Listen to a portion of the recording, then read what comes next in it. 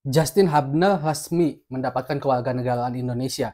Apakah Indonesia akan mampu bersaing di Asia untuk sekarang? Jangan dulu Piala Dunia deh, Asia dulu. Mari kita bahas dari sudut pandang penikmat sepak bola, bukan pengamat sepak bola. Pengambilan sumpah Justin Hubner bisa dibilang lebih cepat dibandingkan pemain-pemain yang memang sedang berusaha diproyeksikan agar bisa diambil sumpahnya cepat juga. Ada Jay Ijes, ada juga Ratna, sang striker yang sangat ditunggu-tunggu oleh pecinta sepak bola Indonesia, karena kita tahu kalau timnas Indonesia ini memang sangat kesulitan untuk sekarang di lini serangnya yang amat teramat tumpul. Kedatangan Justin Hubner ini jelas seharusnya memberikan kekuatan baru untuk timnas Indonesia. Apalagi kita harus akui ternyata dengan kekuatan yang ada sekarang, kita masih belum bisa bersaing di pentas Asia. Jangankan dulu Piala Dunia, Asia deh aja dulu. Saat melawan Filipina kita kemarin hancur, melawan Irak juga ternyata, ya inilah ternyata kualitas kita gitu kan. Dan tentunya datangnya Justin Hubner, dan saya berharap juga Jai Ijes dan juga Radna nanti bisa cepat bergabung sebelum kualifikasi Piala Asia dimulai dan kualifikasi Piala Dunia. Walaupun sebenarnya target utama timnas Indonesia itu untuk lolos ke tahap selanjutnya itu ada di Piala Asia katanya.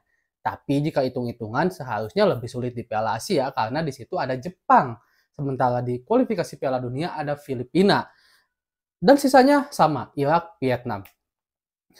Ini akan menjadi satu pembuktian bagi Justin juga, karena Justin ini kita harus akui adalah pemain keturunan yang bisa dibilang grade A, bahkan digadang-gadang akan menjadi pemain timnas Indonesia pertama yang bermain di Premier League, karena memang dia di Wolves ini sekarang kapten juga, dan kemungkinan untuk naik ke Wolves senior yang bermain di Liga Inggris itu secara permanen kemungkinannya besar, karena kita harus akui kualitas Justin ini benar-benar bagus.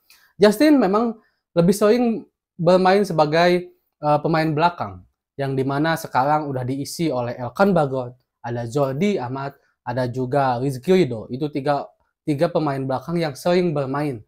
Nah, ini mungkin akan menjadi satu lecutan juga bagi Rizky Ridho, karena jika seandainya performa dia turun sedikit, maka penggantinya itu udah siap menunggu, karena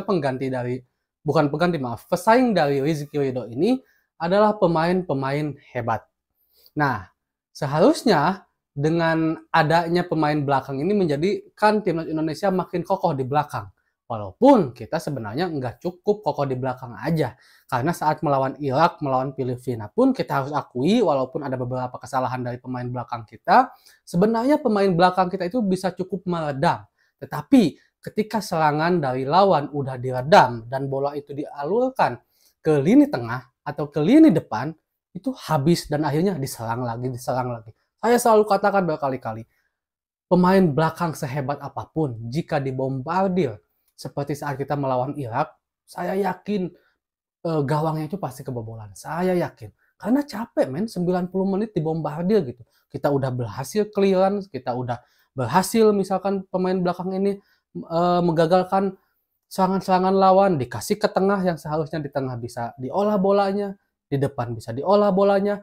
Ini malah langsung dapat kena lini belakang lagi, diserang lagi, capek lagi gitu. Itu sebabnya banyak sekali tekanan kepada Coach Sinteyong untuk segera mencari pemain di lini tengah dan di lini serang. Tapi kita harus akui, di Sumbernya aja, lini serang dan lini tengah itu sangat sulit untuk grade A. Apalagi kita tahu Coach Sinteyong memang mempunyai standarisasi yang benar-benar tinggi untuk pemain naturalisasi ini. Coach Sinteyong nggak mau asal ambil pemain. Dia harus lihat pemain itu berkualitas atau enggak, grade A atau enggak, dan juga satu visi enggak, atau sesuai enggak untuk menjadi satu catur dalam tanda petik yang sesuai dengan keinginan dari visi Coach Sinteyong ini gitu. Dan Justin Hubner adalah salah satunya. Banyak yang memperkirakan kalau Justin atau Jai Ijes ini nantinya akan ditarik ke lini tengah untuk bisa kuat bermain di gelandang. Tapi bagi saya, seharusnya kita jika untuk saat ini ya, untuk sementara kita kurang banget, kita sangat perlu banyak pemain keturunan yang grade A, khususnya di lini serang dan lini tengah yang sekarang sangat benar-benar kekurangan. Kalau lini belakang mungkin udah bisa dibilang ada lah gitu, cukup. Tapi lini tengah dan lini serang sangat kurang jika kita ingin berprestasi dalam tanda petik secara instan, walaupun tidak ada yang instan. Tapi seenggaknya punya nama dulu lah. Jika seandainya kita memikirkan jangka panjang, jelas. Yang dipikirkan bukan hanya keturunan yang instan-instan ini, bukan. Tetapi juga memperbaiki kualitas sepak bola kita yang itu banyak banget indikatornya. Dari mulai bagaimana kestrukturan di setiap aspek, misalkan PSSI-nya juga, lapangan juga, sarana dan prasarana, pendidikan juga usia dini diperlukan juga, banyak banget intinya. Tapi ini menjadi kabar baik, semoga saja timnas Indonesia bisa menjadi lebih baik, entah itu di kualifikasi Piala Asia ataupun kualifikasi Piala Dunia. Assalamualaikum.